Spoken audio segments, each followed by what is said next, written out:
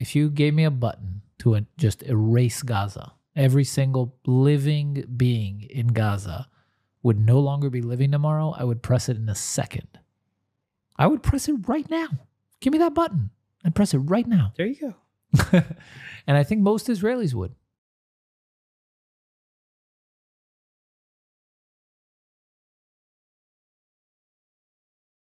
Je propose d'ouvrir maintenant la discussion à la salle.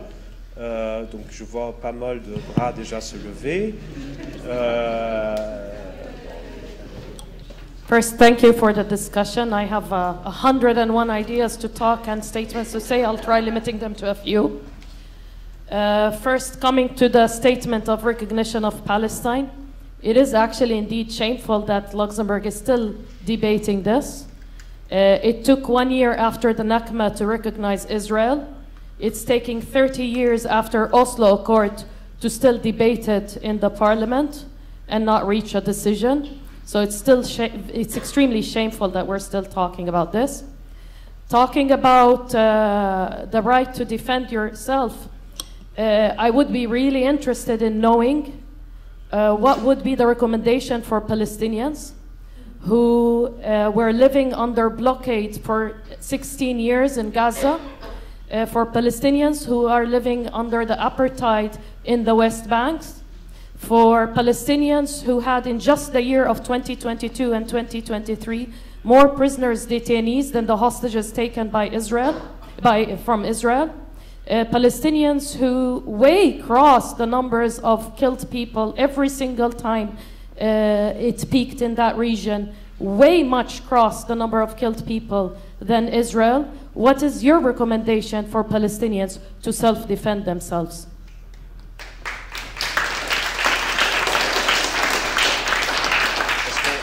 Peut-être quelques questions. Plusieurs questions. Yeah. Okay. Je pense que ça, parce qu'en plus le temps est limité, donc il vaut mieux regrouper, et puis les intervenants choisiront de répondre aux questions auxquelles ils voudront répondre. Comme citoyenne luxembourgeoise et belge, je suis étonnée de vous entendre comme si vous étiez très fatigué, comme s'il fallait beaucoup de temps pour réfléchir. Pas pour agir, pour réfléchir. Ça fait des dizaines d'années qu'on réfléchit. Une autre chose que je me permets de vous dire ici, pourquoi, je m'adresse à vous, Monsieur Grasse, pourquoi se cacher derrière une Union européenne qui n'est pas tout à fait d'accord? Qu'est-ce que c'est que ça? Pourquoi se cacher? Vous savez très bien que cette union ne se fera pas. Alors, pourquoi vous cacher derrière? Vous pouvez agir tout seul, comme Luxembourg. Alors, nous dire que Luxembourg est ouvert, que Luxembourg fait des choses, je veux bien le croire. Mais montrez-nous mieux que cela. S'il vous plaît.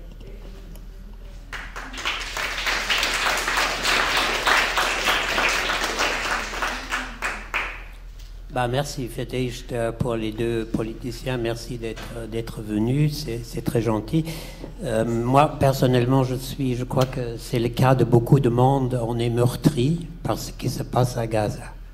C'est absolument insupportable et chaque jour ça me pèse énormément et j'espère que les hommes politiques sont touchés au même niveau. Il suffit de voir, peut-être il ne faut pas seulement regarder RTL, mais il faut aller voir un peu plus loin. Il suffit de voir les posts que les soldats israéliens eux-mêmes postent dans les réseaux sociaux. Les pires choses. Alors c'est un État qui permet ça, qui se sent complètement dans l'impunité.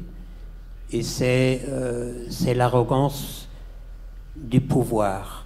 Et par rapport à ça, moi je viens d'entendre notre ministre des Affaires étrangères qui a donné une interview sur RTL en luxembourgeois le matin, c'était le 7 octobre. Alors lui, il déplore l'impuissance de la communauté internationale, l'impuissance de l'Union européenne. Il a parlé d'un chien sans dents, un zahnlosen Hund. mais en même temps, il s'est exprimé dans la même interview, il s'est exprimé contre un arrêt de livraison d'armes à Israël.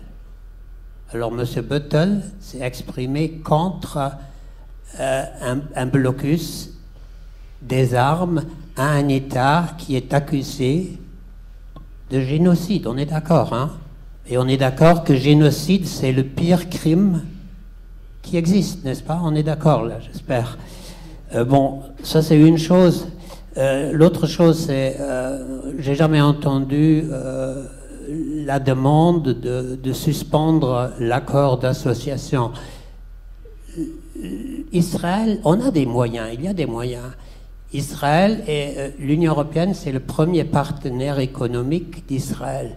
Donc cet accord d'association économique, l'article 2, il conditionne l'accord au respect des droits de l'homme. Respect des droits de l'homme pendant qu'il y a quelque chose, un génocide, j'ajoute plausible, pour rester dans la terminologie de la Cour internationale de justice.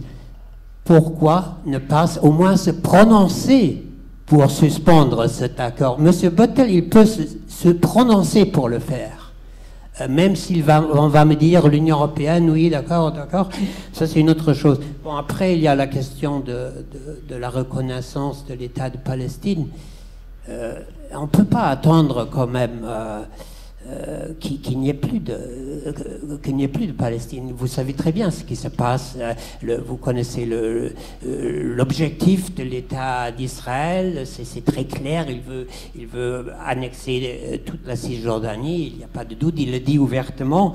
Donc, je pense que c'est le moment de le faire parce que ça correspond aussi à un rapport de force. Donc tout ça, je ne comprends pas. Alors en même temps, on dit oui, on est impuissant. Mais bon, si on veut être impuissant, on reste impuissant face à un génocide. Peut-être encore s'il y a une prise de parole encore, et après on va passer aux réactions, et après je crois que ce sera l'heure de conclure. Hello, thank you so much for giving us the time to come here today. I have a question and it's in English. When you said that you need to think for sanctions, my question for you all, how many dead people need to die in Palestine before you start taking actions? And it's not only Palestine, it's also Lebanon. So how many civilians need to be dying and added to the 40,000 plus in Gaza and 2,000 plus in Lebanon that need to die for us to start taking actions for sanctions? This is my first question. My second question is that Luxembourg is very dear to me. It's really special, and it can lead by example. So when it comes to EU Union, of course, I understand the situation. I understand how it is. You are not alone. You are part of Union, but still, you have the opportunity to lead by example. And this is what I wanted to say, and I want to thank the politicians and keep this in our vision because you have the potential to lead by example by starting taking small actions like recognition of Palestine and others. Thank you.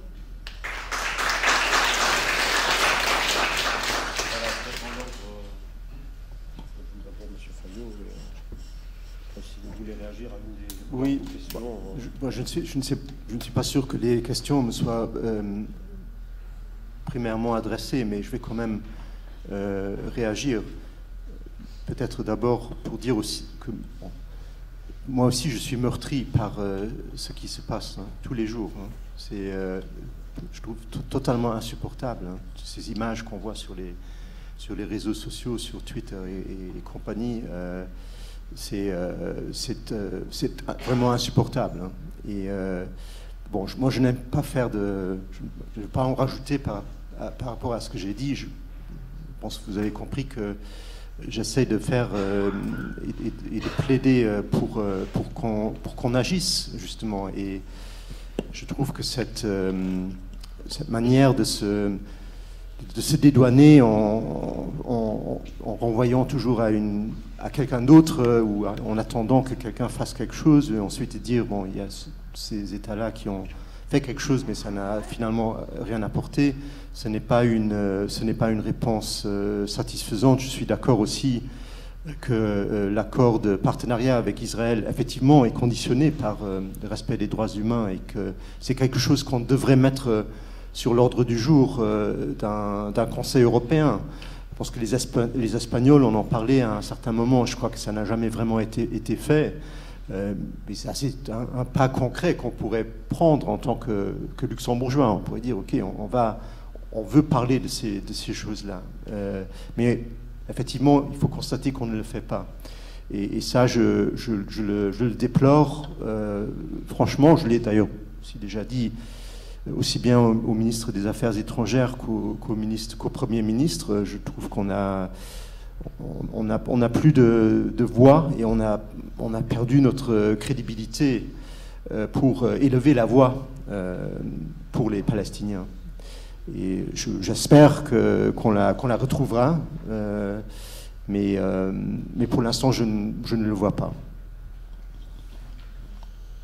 Merci pour les diverses questions. Bon, pour répondre à madame, je crois que j'ai quand même répondu déjà à votre question il y a plusieurs fois. Ce soir, encore une fois, le Luxembourg est tout à fait disposé à discuter sur la reconnaissance de la Palestine comme État indépendant.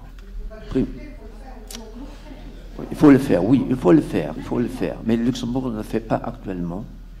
Et je me réfère encore une fois à ce qui a été également décidé majoritairement, de toute façon, au niveau de la Chambre des députés, que le moment jugé le plus opportun.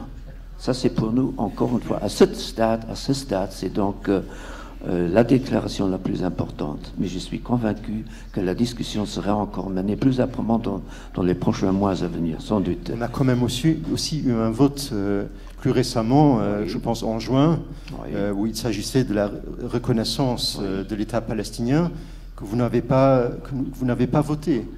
Oui, avec les arguments qu'on avait déjà soumis il y a plusieurs mois avant. Hein. Et oui, bon, si ça vous rend fou, c'est ok. Ça, personnellement, ok, j'accepte votre position, mais acceptez également alors la position du gouvernement, respectivement majoritaire de la Chambre des députés, hein, parce qu'il faut toujours quand même avoir respect de l'attitude, de l'opinion de l'autre également. Hein.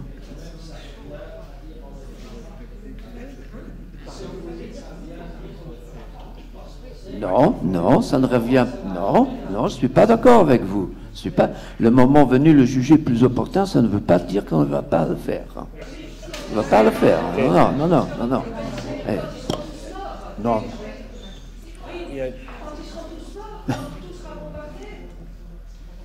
Écoutez. Mais je les ai expliqués.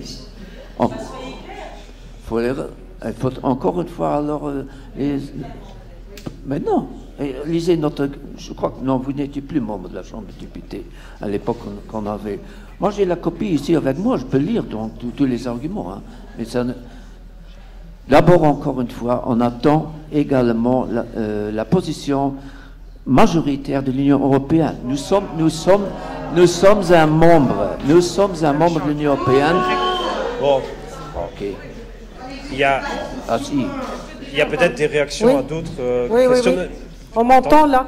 Je voudrais juste remercier M. Grasse et vous dire continuez à réfléchir et à discuter jusqu'à ce qu'il n'y aura plus de Palestiniens. Comme ça, une des conditions qu'il faut remplir, la condition du peuple, ne sera pas remplie et vous avez réglé le problème comme ça. Continuez à réfléchir.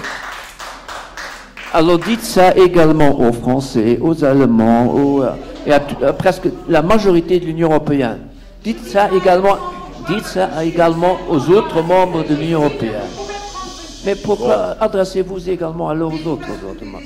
Mais si, on est membre de l'Union européenne, et on suit la politique globalement de l'Union européenne.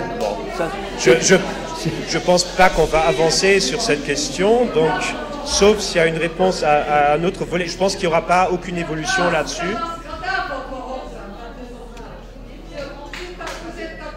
Bon, on ne va pas transformer nécessairement l'événement maintenant en manifestation. Ok, je vais quand même remettre un peu de l'ordre. Je m'excuse, moi-même j'ai un peu transgressé l'ordre, mais quand même ça rend un peu... Mais non, voilà. Monsieur Grasse, je salue votre courage d'affronter ici un public hostile. Bon, je ne suis pas hostile envers votre personne, mais envers la politique actuelle de notre gouvernement. Et de vous cacher toujours derrière la position que je respecte. Mais respectez vraiment... également notre position. Attendez, ce serait à l'honneur du petit Luxembourg d'aller à l'avant-garde et de dire, nous, le petit pays, qui avons été opprimés sous les nazis, maintenant nous voulons que la Palestine soit reconnue et qu'il y ait un cessez-le-feu.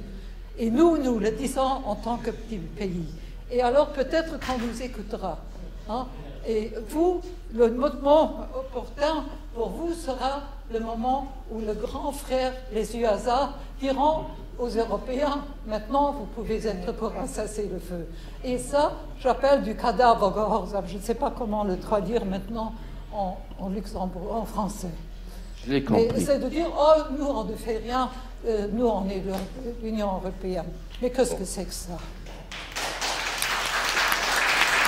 Bon, je pense que sur ce constat décevant, on peut conclure cette session, on peut encore continuer les débats de manière bilatérale. Après, voilà, mais je propose qu'on termine ici. Merci beaucoup à tout le monde. Merci. Merci.